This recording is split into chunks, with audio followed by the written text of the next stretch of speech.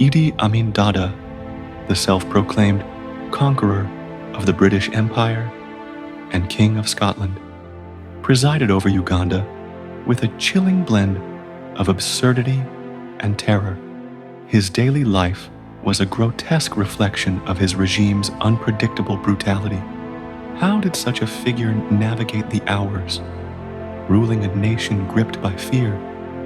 Amin's mornings often began with a display of lavish excess, yet beneath the opulence lay deep-seated paranoia.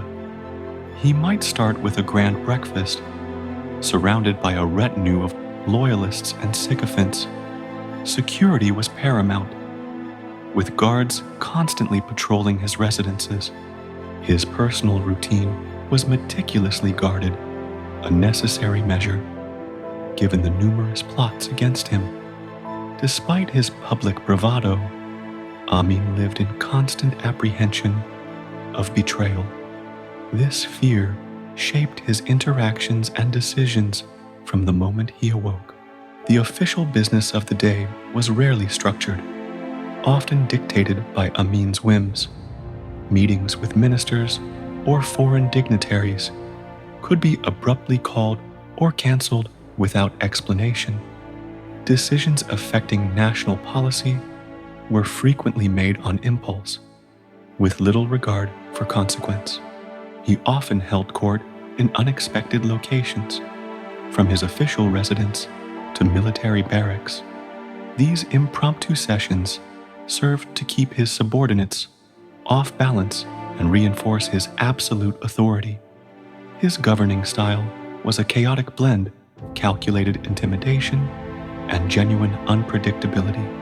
Amin frequently engaged in public appearances, transforming state functions into personal spectacles.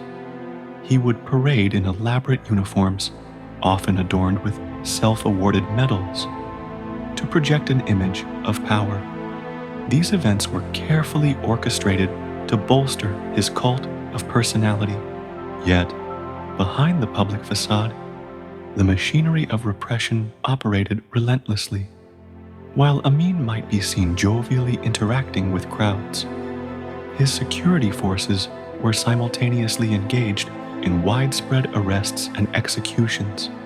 The contrast between his public persona and the regime's brutality was stark.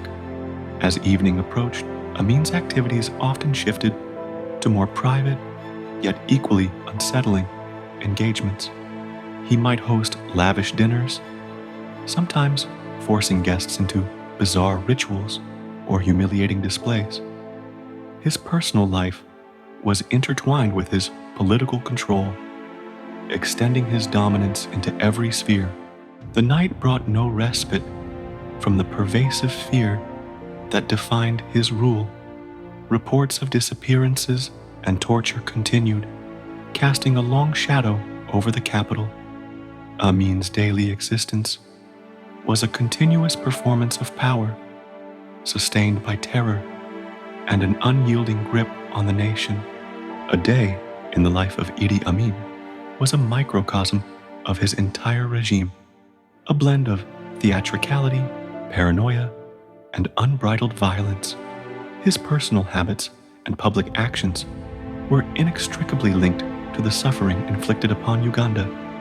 This daily routine solidified his image as the Butcher of Uganda. His reign serves as a chilling reminder of how a dictator's personal life can directly shape a nation's destiny.